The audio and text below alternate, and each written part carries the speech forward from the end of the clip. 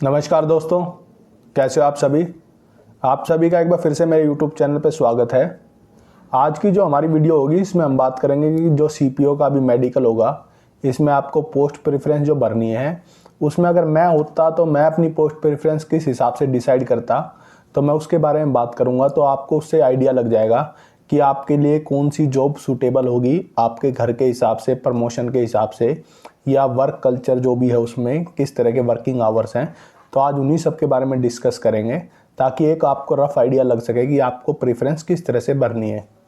Video start करने से पहले अगर आप चैनल पर नए हैं तो कृपया चैनल को लाइक, शेयर और सब्सक्राइब जरूर करें, और किसी भी वे में हेल्पफुल लगता है तो अपने दोस्तों को ज़रूर शेयर करें। तो आइए स्टार्ट करते हैं। तो दोस्तों, जैसे कि आपको पता है कि पोस्ट प्रेफरेंस का फॉर्म आपको मेडिकल में भरना है, तो मैं अपनी पोस्ट प्रेफरेंस बताता हूँ। मैं नॉर्थ साइड से आता हूँ, तो मैं जो पोस्ट प्रेफरेंस बताऊँगा उसमें जाहिर सी बात है नॉर्थ साइड को लेके ज़्यादा वो होगा, लेकिन मैं बाकी सबके लिए भी बताऊँगा। कोई उस एरिया से है तो उसके लिए क्या प्रेफरेंस होनी चाहिए, और बाकी आपकी इच्छा है, फिर आपको जो भी पसंद हो। सबसे पहले बात करते हैं दिल्ली पुलिस SI प्रेफरेंस होती। दिल्ली पुलिस SI क्योंकि एक स्टेट में रहते हैं आप, ट्रांसफरेबल जॉब नहीं है, तो इसलिए सबसे पहले प्रेफरेंस दिल्ली पुलिस होती मेरी।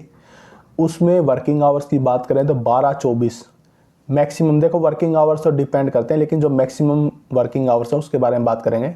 12-24 की आई होगी, ड्यूटी होगी। उसमें जिस दिन आपको कोर्ट होगा वो आपको कोर्ट अटेंड करना पड़ेगा, चाहे आपकी ड्यूटी हो या ना हो। तो ये तो हैं दिल्ली पुलिस के वर्किंग आवर्स। दोस्तों, जैसे कि आपको पता है कोई भी एग्ज़ाम क्लियर करने के लिए हमें पढ़ाई के साथ साथ मॉक टेस्ट लगाने बहुत ज़रूरी है। उसका कोई बेनिफिट नहीं होता कि हम सिर्फ पढ़ाई करते रहे, मॉक टेस्ट ना लगाएं।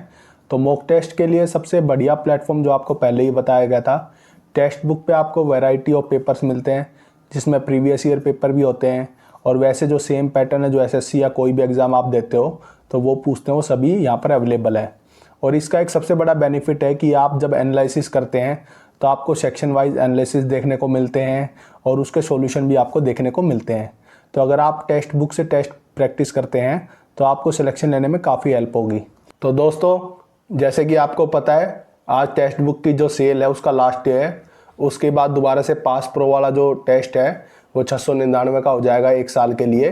तो अगर आप मेरा कूपन कोड DPSI लेके परचेज करते हैं तो आपको 12% ऑफ मिलेगा, और ये पास प्रो पास आपको 307 रुपये में मिलेगा।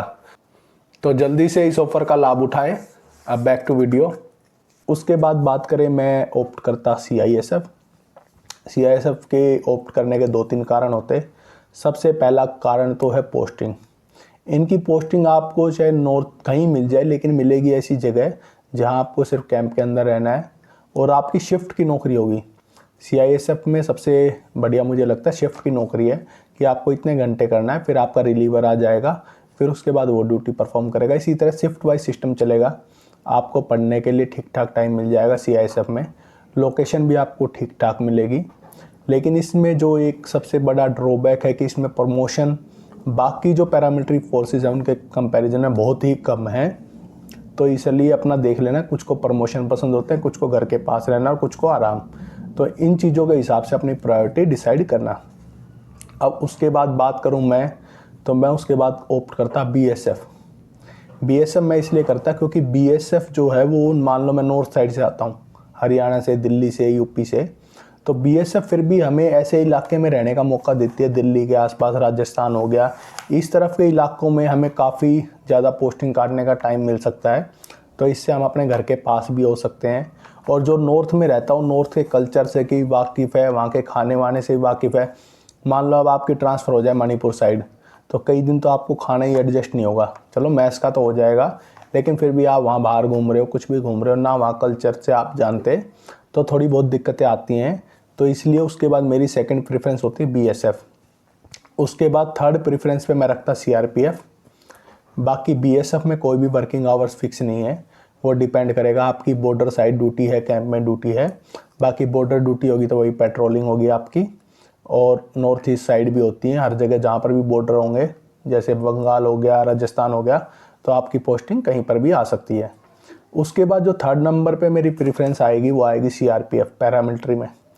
पैरामिलिट्री में थर्ड नंबर में मैं CRPF को इसलिए कंसिडर करता हूँ क्योंकि इनके नॉर्थ इंडिया में बहुत सारे कैंप हैं, वही बीएसएफ वाला कि नॉर्थ इंडिया में कैंप हैं, घर के पास रहने का मौका मिल सकता है। बाकी वर्किंग आवर्स इसमें भी फिक्स नहीं है सीआरपीएफ में।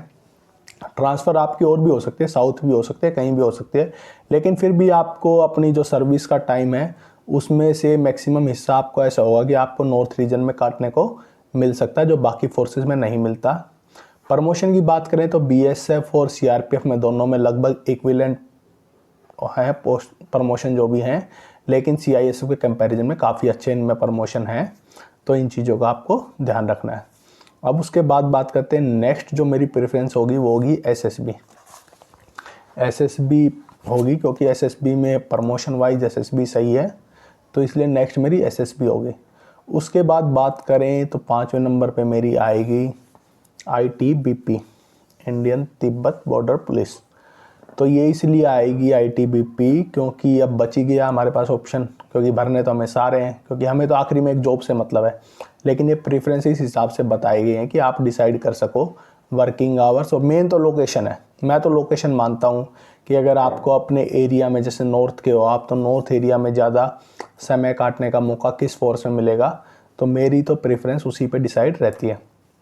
अब आईटीबीपी है किन लोगों को सूट करेगी, जो बच्चे Himachal side, Uttarakhand side, UP के उस बॉर्डर की साइड आते हैं, या बिहार में जो नेपाल बॉर्डर की तरफ सटा एरिया उस तरफ से जो आते हैं, क्योंकि आईटीबीपी की मैक्सिमम पोस्टिंग जो है तिब्बत बॉर्डर साइड उस तरफ ही रहती हैं, तो आपको वहाँ टाइम काटने का मौका मिल जाएगा, आपके घर के नज़दीक होंगे, प्रमोशन काफ़ी अच्छे हैं इसमें।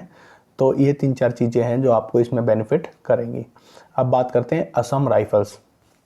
असम राइफल जैसे कोई नॉर्थ ईस्ट का है, बंगाल का है, या बिहार के उस तरफ के बॉर्डर का है जो बंगाल साइड लगता है, तो उनके लिए असम राइफल काफ़ी अच्छी रहेगी, क्योंकि वो बचपन से उसी इलाके में रहे हैं, तो उनके लिए वहाँ का एटमॉस्फेयर हो गया, बाकी सब चीज़ों से हो गया, तो वहाँ पर काफ़ी आसानी हो जाती है इन सब चीज़ों में। नेक्स्ट जो मेरी प्रेफरेंस रहेगी वो रहेगी आईटीबीपी। आईटीबीपी इसलिए रहेगी क्योंकि आईटीबीपी के बाद सिर्फ असम राइफल्स बचती है, तो मैं असम राइफल से ऊपर आईटीबीपी को रखना चाहूँगा। आईटीबीपी उन बच्चों के लिए काफ़ी अच्छी रहेगी जो ये थोड़ा Himachal side, Uttarakhand side, UP का जो इस तरफ का बॉर्डर है नेपाल से लगता है, और बिहार का भी इस तरफ का बॉर्डर है, तो मैक्सिमम जो ट्रांसफ़र पोस्टिंग आपकी इन एरिया में देखने को आपको मिलेगी। एक आधा कैंप्स यहाँ पर भी आपका नई दिल्ली में तो मैक्सिमम सभी का होता है, लेकिन फिर भी आपका जो मैक्सिमम टाइम गुजरेगा वो इसी इलाके में गुजरेगा, तो जो उस तरफ के रहने वाले हैं उनके लिए आईटीबीपी काफ़ी अच्छा ऑप्शन है। प्रमोशन की बात करें तो आईटीबीपी काफ़ी बेहतर है, मैं तो कहता हूँ सबसे बेस्ट अभी जो है प्रमोशन के मामले में वो आपको आईटीबीपी देखने को मिलेगी। उसके बाद नेक्स्ट फोर्स की बात करें जो सबसे लास्ट में मैं ऑप्ट करता, मैं आपका नहीं डिसाइड कर रहा, मैं सिर्फ आपको एक आइडिया दे रहा हूँ मैं किस बेसिस पे डिसाइड करता, तो लास्ट में मैं करता Assam rifles. Assam rifles last में इसलिए मैं करता क्योंकि इसकी मैक्सिमम पोस्टिंग आपको नॉर्थ ईस्ट साइड इस तरफ देखने को मिलती है, तो इसलिए जो उस तरफ के बच्चे हैं Bengal side, north east side, Bihar का उस तरफ का बॉर्डर जो लगता है, तो उनके लिए काफ़ी सहूलियत हो जाती है, क्योंकि उनके घर के पास का है, उसके इन्वायरमेंट से परिचित हैं, वहाँ के खान पान से परिचित हैं, तो ये कई चीज़ें आते हैं। क्योंकि कुछ बच्चे होते हैं जोश जोश में आप मान लो भर तो कुछ भी देते हैं, क्योंकि वो जोश होता है उस टाइम। तो देखो भरने में तो मैं कहता हूँ अगर आपको कुछ नहीं मिल रही, लास्ट में असम राइफल या सीआरपी मिल रही है, तो आपको जाना चाहिए।